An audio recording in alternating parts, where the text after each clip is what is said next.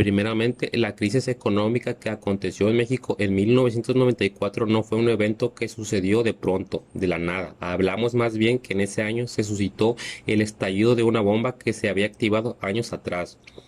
Durante la segunda mitad del siglo XX, México experimentó crisis financieras a partir de 1976, debidas al agotamiento del modelo de sustitución de importaciones. La crisis de mayor consideración previa y la de 1994 fue la de 1982. A partir de 1981, las condiciones macroeconómicas en México cambiaron. Los precios del petróleo comenzaron a disminuir y los capitales a salir. El gobierno mantuvo la paridad cambiaria. Las tasas de interés sufrieron un alza a nivel internacional, lo que hizo aún más atractiva las salidas de capitales. Además, casi la mitad de la deuda externa del país vencía en 1982. Para marzo de ese año, la situación fue insostenible y la paridad cambiaria pasó de 24.51 a 57.18 pesos por dólar. El gobierno anunció medidas de emergencia, entre las que podemos mencionar recortes a los subsidios, el aumento de 30% a los salarios mínimos, el congelamiento de cuentas en dólares seguido por su conversión a moneda nacional a precios por debajo de mercado. Finalmente, decidió nacionalizar la banca. El sexenio del presidente Miguel de la Madrid, comprendido de 1982 a 1988, se inició con un ambiente económico desfavorable. Las finanzas públicas eran altamente deficitarias. Existía un deterioro en la cuenta corriente.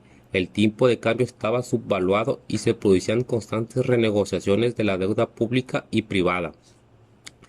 Todos estos elementos propiciaron, entre otras consecuencias, un deterioro en el nivel de vida de la población y una creciente fuga de capitales.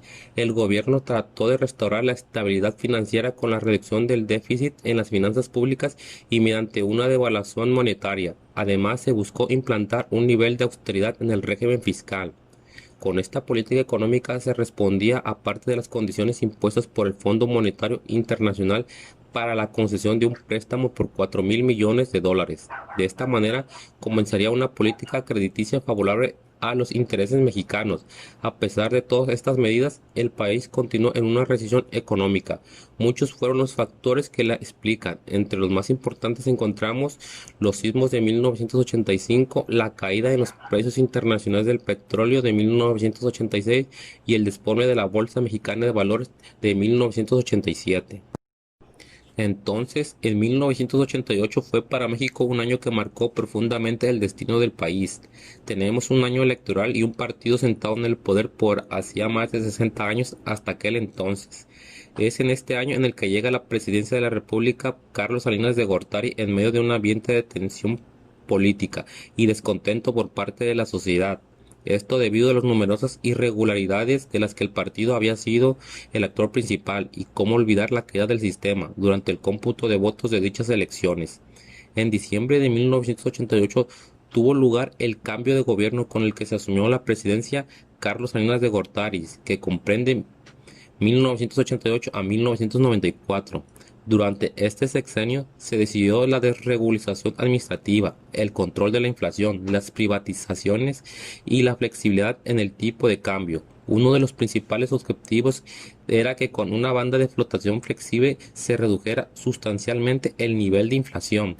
Con Salinas como presidente, el gobierno mexicano continuó con programas de ajuste y se inició parcialmente la recuperación económica. Además, para atraer a los inversionistas extranjeros, el gobierno adoptó, entre otras medidas, una mayor apertura, una mayor liberalización y la privatización de diversas paraestatales.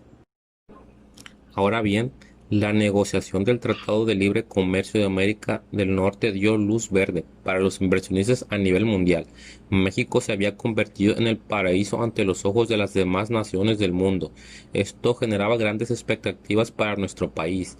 Esto implicó una entrada masiva de capitales. De hecho, durante esos meses se registraron las mayores reservas internacionales de la historia.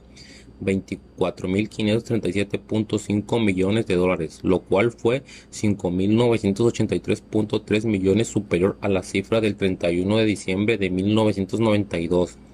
Esto había creado una especie de atmósfera de euforia dentro del país que era contagiosa entre los ciudadanos. Todo parecía ir viento en popa, el gasto social crecía y se sentía más bienestar, la gente gastaba más, las tiendas en gran medida estaban repletas de productos, ahora sí que transnacionales que más antes las personas no imaginaban. En el mundo se hablaba de algo así como el milagro mexicano. Se hablaba inclusive de un cambio de ideología al pasar de ser antiyanquis a ser socios comerciales y culturales de aquella nación. Estábamos como hemos estado otras veces, a las puertas del mundo. Es así como nos vendían los voceros del gobierno. Se veía esta situación en que se pensaba que realmente estábamos a las puertas de enorme prosperidad de riqueza. Las reformas impulsadas por el gobierno inspiraban la confianza de los inversionistas. México se había convertido en la olla de oro al final del arco iris. México se había preparado para reclamar un lugar en el mundo. Estamos hablando que el precio del dólar se mantuvo estable durante los primeros 5 años de la administración de Salinas. La inflación bajó, pasó de 51% en 1988 a solo 8% en 1993. El mercado de valores crecía como nunca lo había hecho. Estos datos sorprendían al país y al mundo entero. México se fue de fiesta durante 2 años antes la crisis de 1994, en espera del firmado del Tratado de Libre Comercio con América del Norte. Durante este periodo, el gobierno optó por mantener un sistema de bandas cambiarias. Con ello, se creó un ambiente de paz en la economía nacional, aunque ésta no haya crecido. Con ello, a la vez se estaba creando una olla de presión en donde la presión aumentaba a niveles gigantescos con el paso del tiempo. Realmente no teníamos ahorros para pagar lo que se estaba consumiendo. Estábamos importando más productos de los que exportábamos. Esto llevó a un desequilibrio en la cuenta de comercio y cuenta corriente del país. Los bancos recién privatizados estaban ansiosos de hacer negocios, comenzaron a otorgar créditos a diestra y siniestra, créditos para la compra de automóviles, tarjetas de crédito con las que las personas pagaban vacaciones de la playa los fines de semana. Cuando el precio del dólar frente al peso subía, el gobierno hacía uso de las reservas nacionales para mantener al dólar controlado.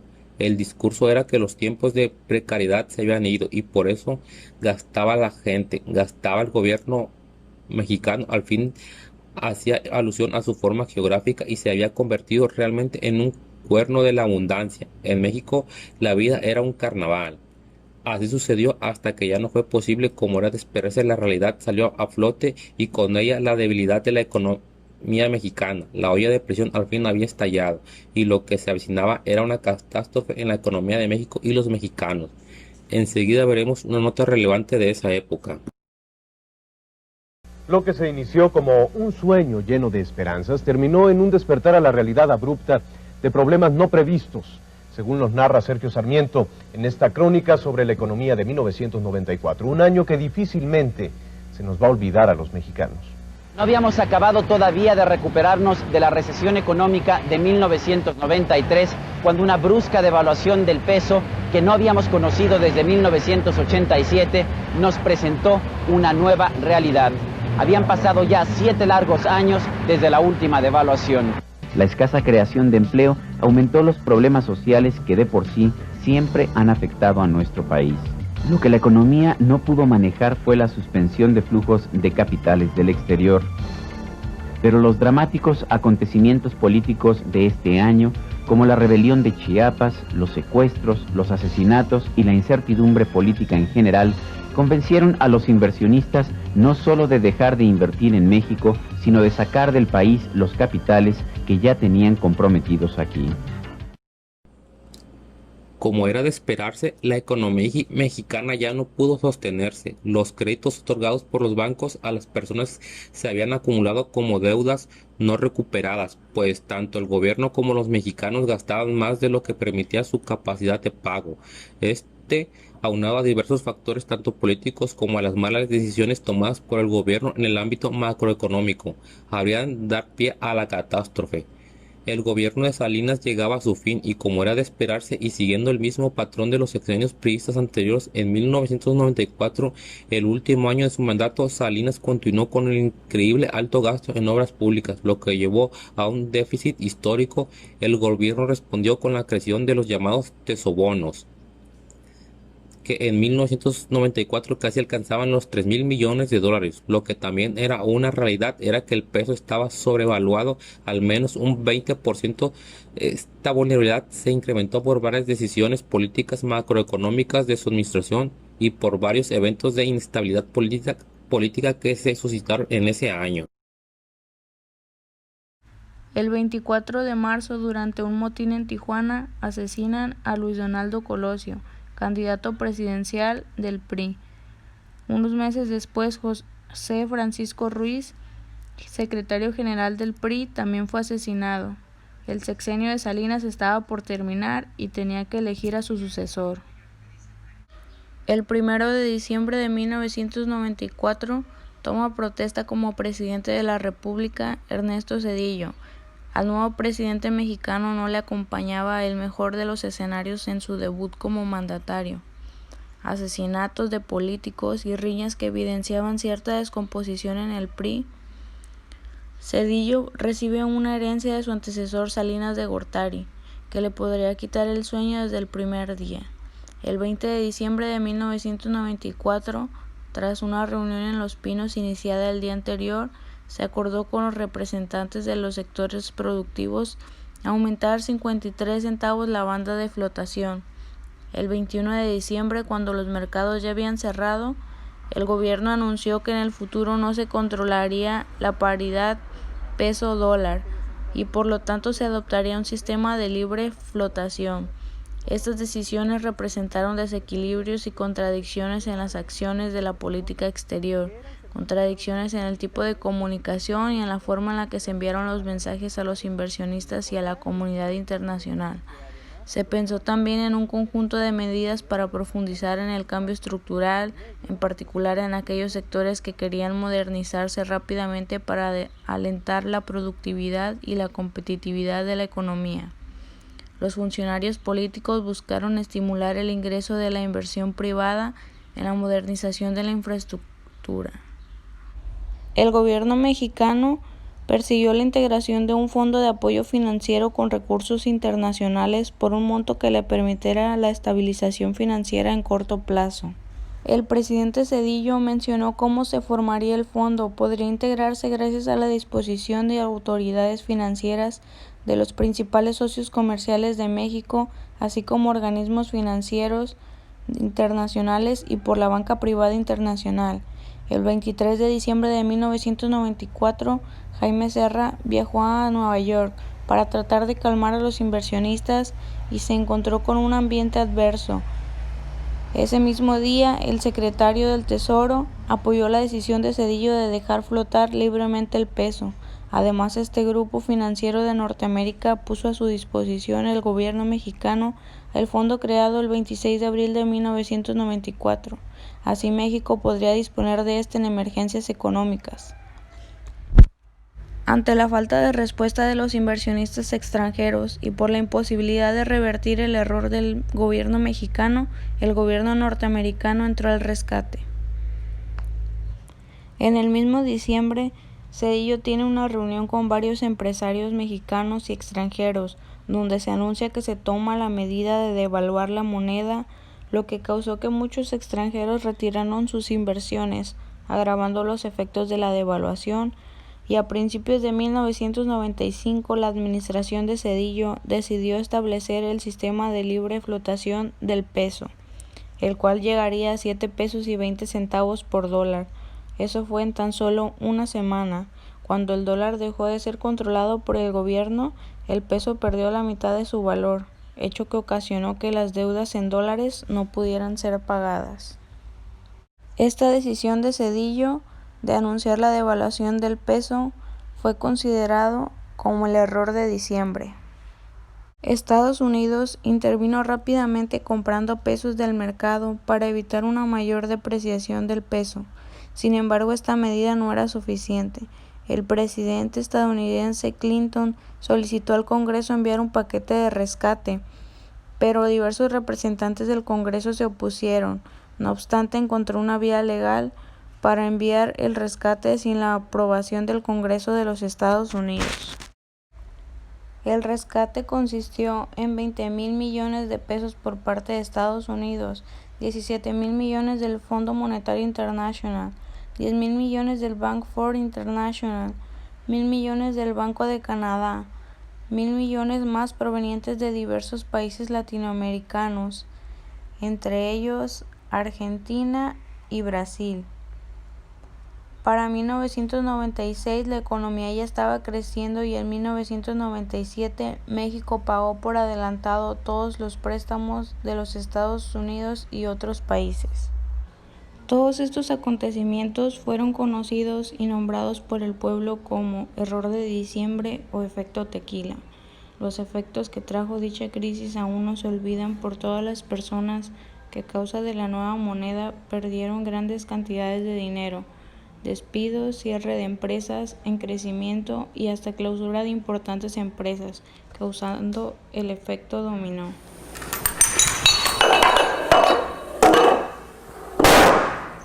Boom. También otros países That was 13 dominoes. como Colombia, Costa Rica, Chile, Ecuador, Guatemala y principalmente Argentina sufrieron una crisis de nivel nacional.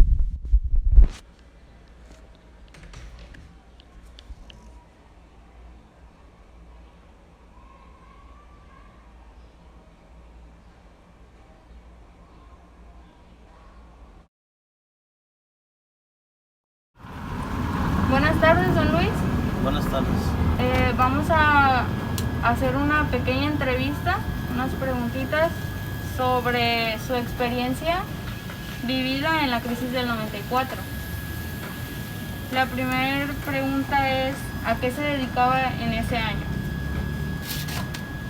La pregunta ya está respuesta ahí, ¿no? No, usted nada más me va a decir a qué se dedicaba en ese año. Trabajaba en La Blanquita, agente de ventas. Agente de ventas.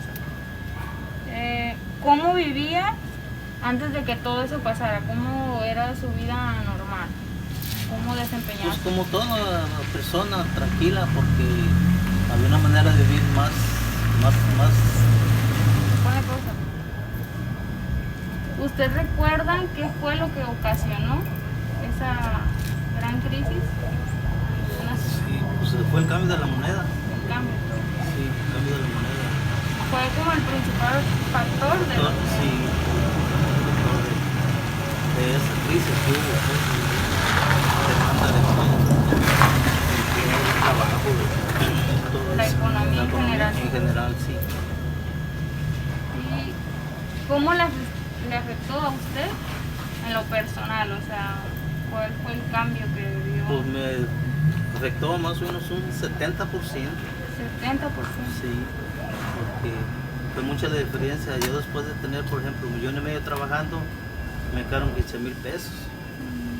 Es la reducción que vino de una cantidad de 1,5 millones, 15,000 pesos. Lo que yo tenía invertido en deudas y me debían a mí, y el resultado fue que yo llegué con 2,000 pesos, no comía el día, porque no valía el dinero. O sea que las personas que le debían a usted... Sí, porque me debían ya. Ya. Si yo cobraba 5 pesos, no comía con... Pues hubo diferencia, después se volteó el valor. El valor, sí. La moneda subió de vuelta, pero yo ya he sufrido la crisis.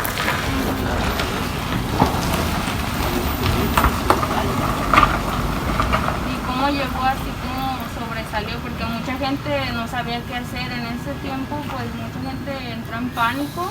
Sí, yo en ese tiempo pues tenía buen trabajo, por decir así, y de tener un trabajo no sacaba para mantenerme, y empecé a vender fruta en la calle, o sea, en las tiendas.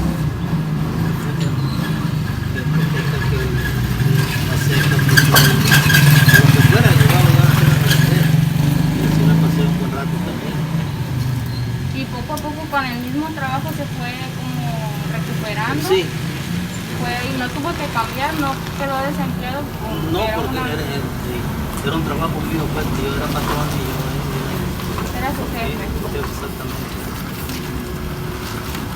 Y en sus familiares o gente conocida que conozca de alguna experiencia, Pues mi hermano José María del Toro es que pasó lo mismo, porque ya no pudo pagar lo que debía, porque si fue para arriba fue problema, si fue para abajo peor. Entonces ya la moneda no valía. Entonces estaba la crítica media fea, pues, para vivir uno estaba feo, pues. No había una salida que voy a hacer esto y no, estaba difícil. No sabían qué. No sabía qué rollo seguir porque pues, ninguno te dejaba siquiera para comer, por decir así, porque cuando vino el precio del dinero, era más difícil porque tú con 1,000 pesos que ganabas no ajustabas ni para comer una semana, un día, porque no valía el dinero. Tenía que ser rendirlo con Sí, lo que tenía. sí, claro. Como sobrevivir, ¿quién dice? Sobrevivirse, pasar la... Bueno, pues muchas gracias por su tiempo y por respondernos a nuestras preguntas. Y esta fue la entrevista de la experiencia de don Luis en la crisis del 94.